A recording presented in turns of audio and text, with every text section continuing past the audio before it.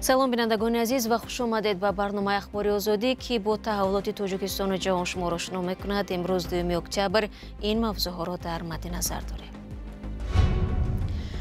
эрон мушакборони Исроилро хотима бахшид. посухи Исроил чӣ хоҳад буд? дар вилояти Нижний Новгороди Русия муваққатан додани муҷаввизи корӣ ба муҳоҷирон манъ шуда, поксозии бозорҳо ба як амалиёти маҳдуди низомӣ шабоҳат дорад. Что такое вообще? Это шокера, который лежит, который, да? ва кишоварзони ҳамадони пахтаро дар ноҳияҳои ҳамсоя кор кард намуда бахши бузурги фоидаро ҳам аз даст доданд. ҳисоботи саноатӣ мо 79 миллион камши ҳамаро ба ташвиш овардагӣ аст. эрон мегӯяд ҳамла ба Исроил хотима ёфт ва танҳо дар сурате аз сар гирифта мешавад ки Теҳрон дар муқобили таҳдиди ҷанги густурдаи минтақавӣ ба вокуниш маҷбур шавад. 1 октябр мавҷи бузурги мушакҳои баллистикии Эрон ба тарафи Исроил партоб шуд. дар шабакаи X вазири корҳои хориҷии Эрон Аббос Арақчӣ навиштааст ки ҳамла ҷавоб ба кушторҳои дастаҷамъӣ дар Ғаза ва Лубнон буда, мутобиқ ба ойнномаи Созмони Милали Муттаҳид будааст. ба қавли вазири эронӣ дар ҳамла танҳо пойгоҳҳои низомиву амниятӣ оташборон шуданд. ҳамкорамон Тоири Сафар гузориш медиҳад, ҳамла ба Исроил ба замоне рост омадааст ки давлати яҳудӣ дар Лубнон амалиёти маҳдуди низомӣ роҳандозӣ кардааст. исроил мегӯяд системаи дифоъи ҳавоии он аксари мушакҳои Эронро дар ҳаво нобуд кард ва касе ҳам захмӣ нашудааст. Эрон гуфт ҳамла ба Исроил интиқом барои қатли раҳбарони ду созмонӣ даст нишондааш буд. исроил Ҳасан Насруллоҳ раҳбари ҳизбуллоҳро ҳафтаи гузашта кушт. як моҳ пештар Исмоил Ҳания раҳбари ҳамосро аз байн бурд. амалиёти заминӣ дар Лубнон ба зидди гурӯҳи тундрави ҳизбуллоҳ ба қавли Исроил маҳдуд хоҳад буд.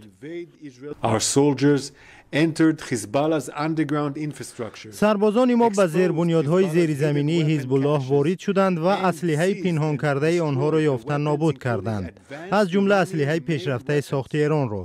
дар умум сарбозони мо бештар аз 700 иншооти террори ҳизбуллоҳро аз байн бурданд ва кори зиёди дигаре мондааст.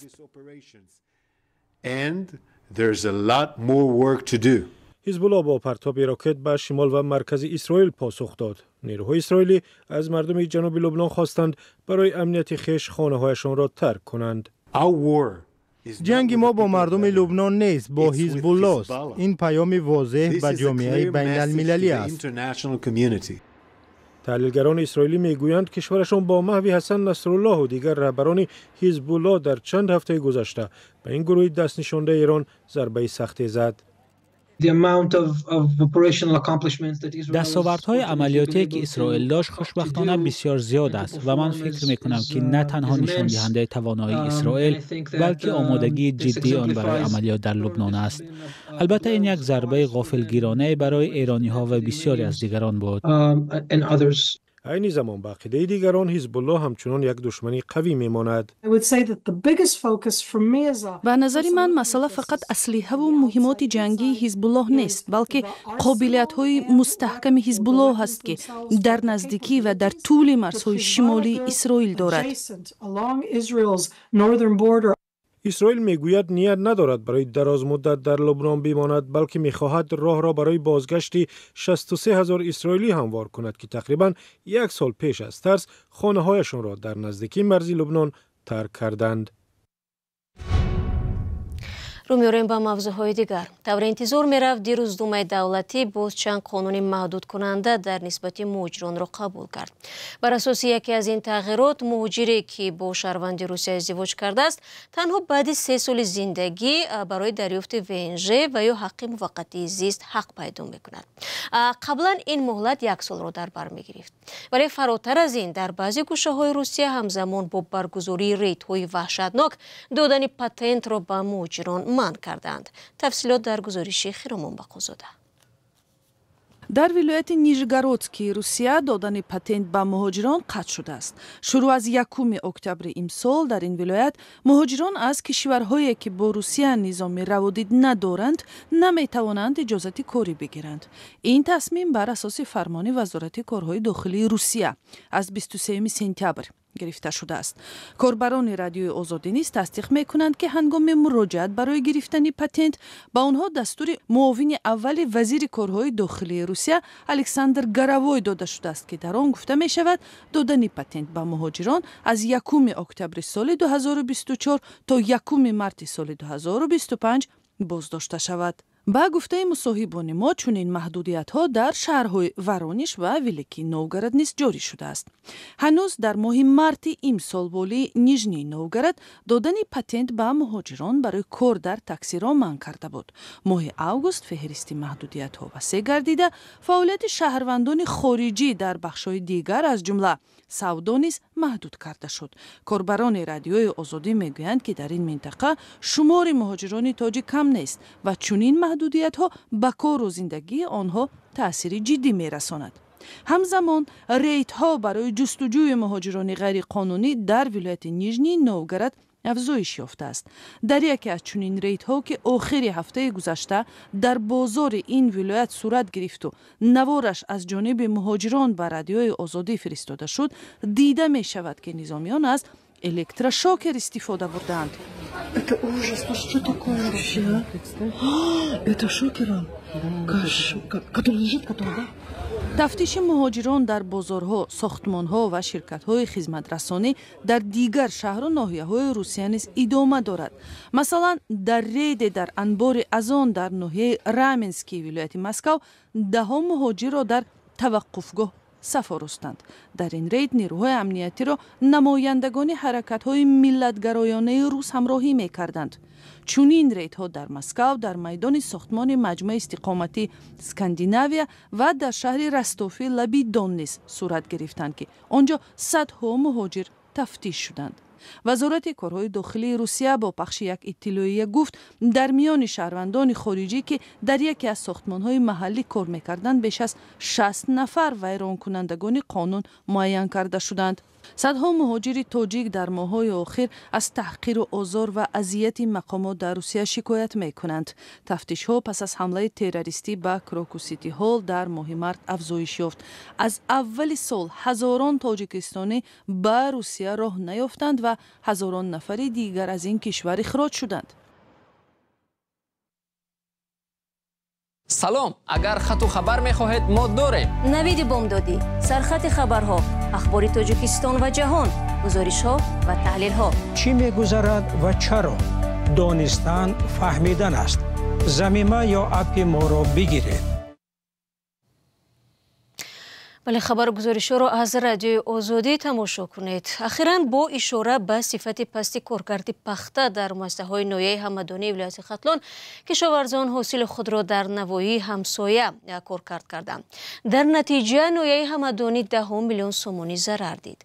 همکارم محمود جان رحمت‌زاده میگوید با این وجود یگان صاحبکاری پیدا نشده است که در این منطقه ولایت ختلان مؤسسه زمانوی کارکرد پخته را بنیاد کند. در ناحیه همدانی فعالیت 26 کارگاه خرد پخته تازه‌کنی قطع شده است. گویا کارکرد پخته در این کارگاه‌ها به طلبات جهانی جوابگو نبوده است. تنها در سال 2022 این کارگاه‌ها 5000 تن پخته کارکرد کرده به اقتصاد ناحیه 10 میلیون سومانی فایده آوردند. اما در نتیجه قطع فعالیت آنها به بودجه ناحیه 79 میلیون سومانی کم وارد شده است.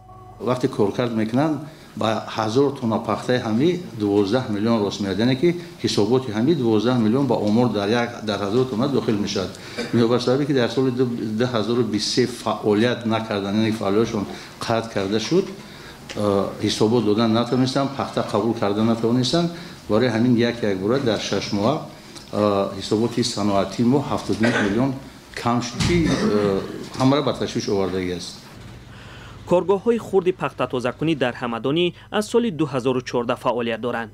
بین کارگاه‌های خرد و کلان فرقیت وجود دارد و این به صفت پخته کارکرد شده تأثیر می‌رساند. مثال زوادهای کلان 2 شونه دارن، پرس دارن، دیگر که همون پخته را کیپ کرده میبرن. اینا همین بگیم وایشون اراوشون 1 شونه است، پرس ندارن. وقتی که پخته را کار کرده اکی در تمام جمهوریت فقط در ناحیه ما نه پخته را و ترسیه دادن میرود از دیگر دولت‌ها و تشکیلات‌ها همون صفت قطعی قبول نمیدارن. وقتی که تحلیل میکنن میبینن از حساب همین کارخانه است. اما برخی از صاحبان این کارگاه‌ها میگویند که کارگاه‌های آنها به صفت پخته آسیب نمی‌رسانند.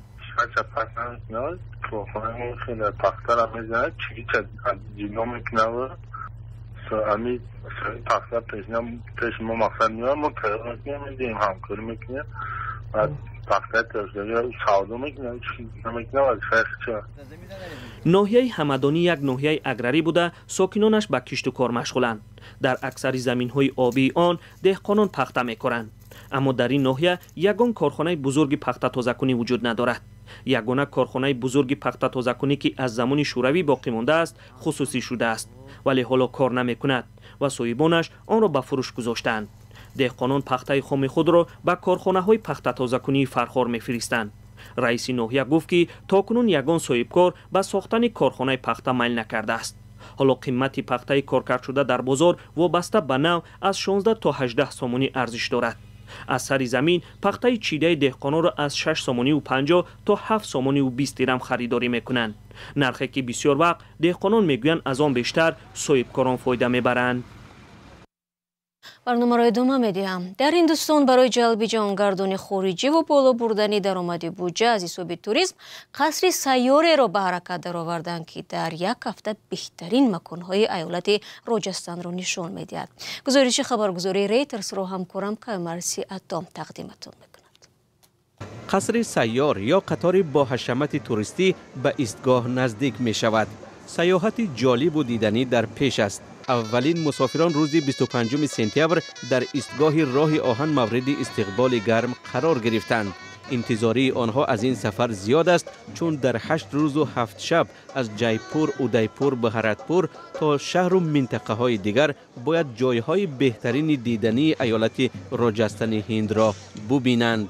की दृष्टि से हम इंटरनेशनल लेवल पर देखें तो ये जो ट्रेन है राजस्थान के लिए एक लैंडमार्क है. این قطار برای رشد ساحه توریسم راجستان نقش مهمی خواهد داشت. مسافران از سراسر جهان برای سفر آمدند. شما می‌بینید که قطار آرایشی مخصوص دارد. مثلا آشخانه‌اش با یادآوری از میراث فرهنگی و هنری راجستان در موضوع شش محل آرا داده شده است.